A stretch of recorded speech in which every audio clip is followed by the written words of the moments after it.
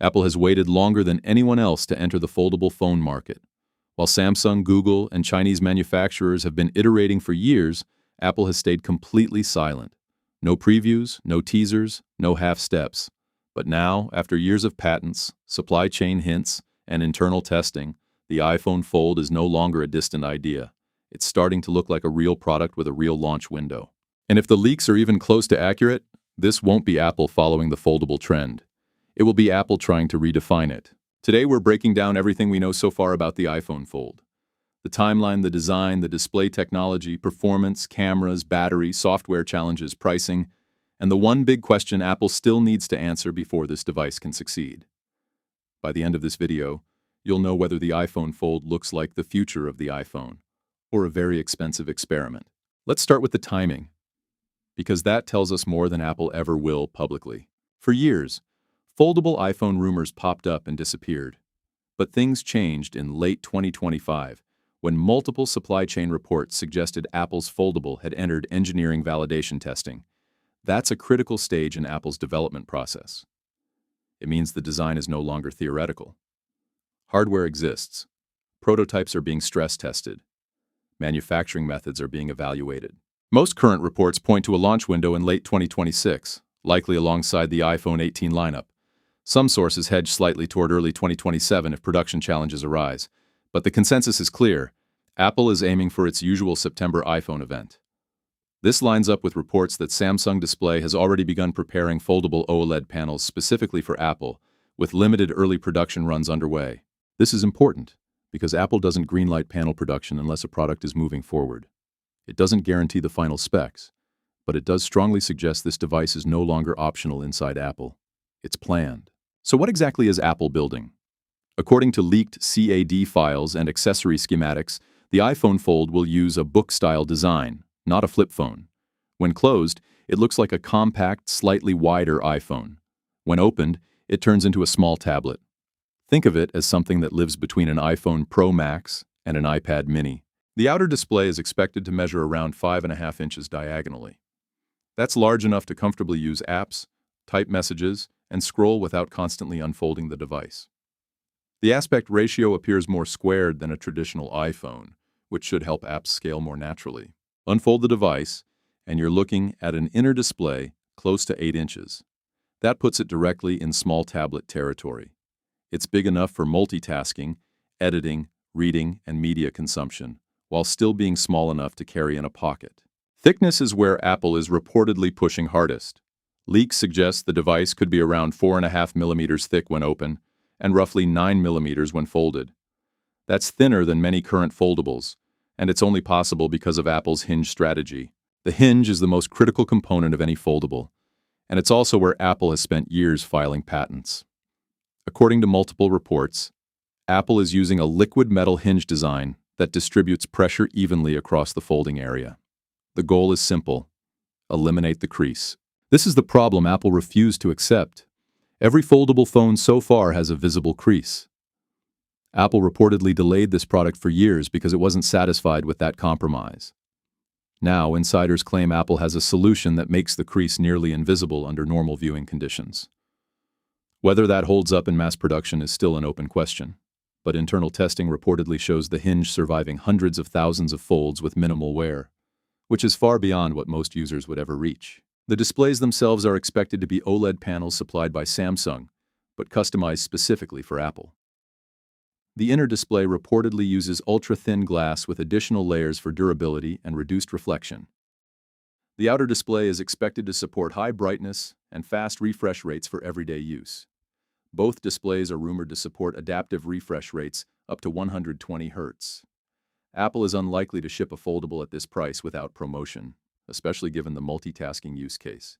The software will likely dynamically scale refresh rates depending on whether you're scrolling, watching video, or working in split screen. Now let's talk about biometrics, because this is where Apple is making an interesting trade-off. Most leaks suggest the iPhone Fold will not use Face ID. Instead, Apple is expected to rely on a side-mounted Touch ID sensor built into the power button. The reason is space. Face ID requires depth sensors, infrared emitters, and complex alignment. In a foldable design, especially one focused on thinness, that hardware becomes very difficult to integrate cleanly. Touch ID solves that problem. It's fast, reliable, and familiar. It also works regardless of whether the phone is open or closed. This would be Apple's first true flagship device to rely on Touch ID alone in years, and it shows how foldables force different design priorities. Performance is expected to be flagship level without compromise. The iPhone Fold is rumored to use Apple's A20 Pro chip, the same class of processor expected in the iPhone 18 Pro models. This chip is rumored to be built on a next-generation manufacturing process, with a strong emphasis on efficiency as well as raw performance. Paired with 12 gigabytes of unified memory, the iPhone Fold should be able to handle heavy multitasking without slowing down. Split-screen apps, floating windows, background tasks, and AI features all require memory headroom. Apple knows this device cannot feel constrained. Storage options are expected to start high as well, with rumors pointing to at least 512 gigabytes, and potentially 1 terabyte at the top end. Apple understands that people using a foldable as a productivity device will store large files, media libraries, and projects locally. Battery is one of the biggest unknowns, but leaks suggest a dual-cell design spread across both halves of the device. Combined capacity could land somewhere around 5,000 milliamp hours or more, but raw capacity matters less than efficiency. With adaptive refresh rates, aggressive power management, and Apple's silicon advantage, the goal is likely all-day use even with the larger display. Charging is expected to support fast-wired charging and MagSafe wireless charging, although charging speeds will likely be capped to preserve battery health. Camera hardware is expected to mirror Apple's high-end phones, but without excess complexity. Most reports suggest a dual-camera system on the back, using high-resolution sensors with advanced image processing. Apple is unlikely to add bulky periscope lenses here, as thickness and weight are critical concerns. Front cameras are expected on both displays. The outer display will likely have a small cutout or hole-punch camera for video calls when folded. The inner display is rumored to use under-display camera technology, allowing for an uninterrupted screen when unfolded.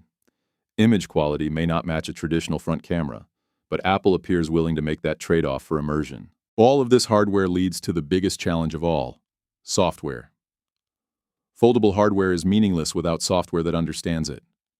Apple is expected to heavily modify iOS for this device, adding adaptive layouts, dynamic app scaling, and true multitasking features. Apps will need to transition smoothly between phone mode and tablet mode. Apple's own apps will be optimized first, but third-party developers will be critical to success. This is where Apple's ecosystem advantage matters. Developers already target multiple screen sizes across iPhone and iPad. Apple can extend those frameworks to foldables more cleanly than Android manufacturers ever could. Now let's talk about price, because this is where excitement meets reality. Every credible report points to a starting price near $2,000. Higher storage models could approach $2,500. This places the iPhone Fold firmly in ultra-premium territory. Apple is not trying to sell this to everyone. This is a halo product. That price creates a challenge. The device must feel truly transformative. It can't just be a folding iPhone. It needs to replace multiple devices for the people who buy it. So where does that leave us? Based on everything we know, the iPhone Fold looks real. The supply chain is moving. The engineering appears mature.